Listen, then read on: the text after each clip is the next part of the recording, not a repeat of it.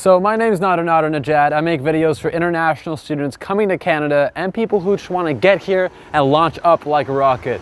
Today we're going to be talking about how to find your first apartment, not only in Halifax, but in Canada.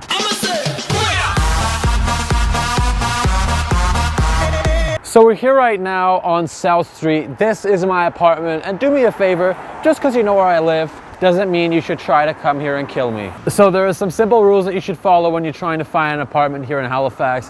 One of the first things I always recommend international students to do is to come to Halifax and stay here for 2 or 3 days. Don't just immediately come to Halifax and try to get a place. That's when you run into trouble. If possible, save up enough to come here, stay at an Airbnb for 2 or 3 days. Always work them out online. Don't find a random person.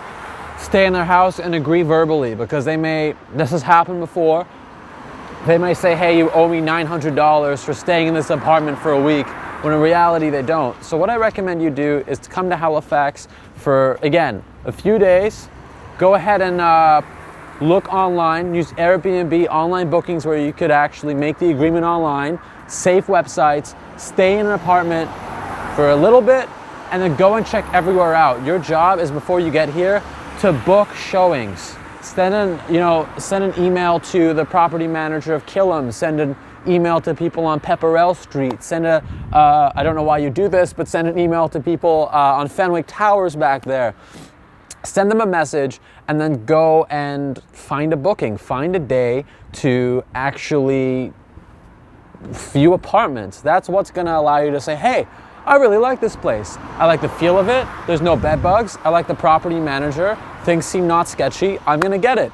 And then in those 3 days when you're staying at that Airbnb, sort out all your documents, sign the place to make sure you have it.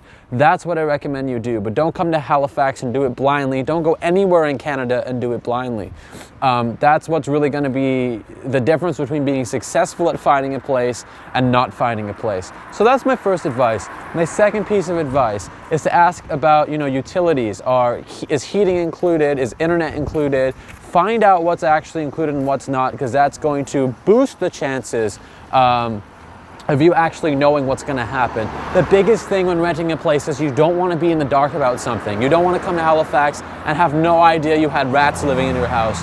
You don't want to realize that your property manager is not very nice. We got very lucky here on South Street, but it really depends on who's managing the place, how much you're going to be paying, what's included, what's not, and the overall feel of the place. Location, is it close to the school that you want to go to? Is it close to the supermarkets? I'm not going to give you, exact places where you should go, but I'm going to give you some ideas of great places to rent.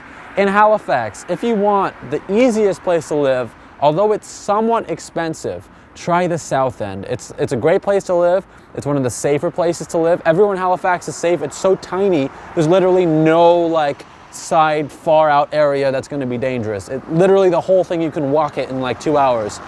But you want to make sure that you're doing your best, your best, to actually find a location that's going to work for you. So South End is a great place. For groceries, Quinpool is awesome. Queen Street up there is right by the Sobeys. So there's a lot of different places that I recommend you check out. South Street is amazing. University Avenue is right where the schools are. Roby Street is very long, but it will be around universities. So all of these places are actually going to be amazing for you to rent.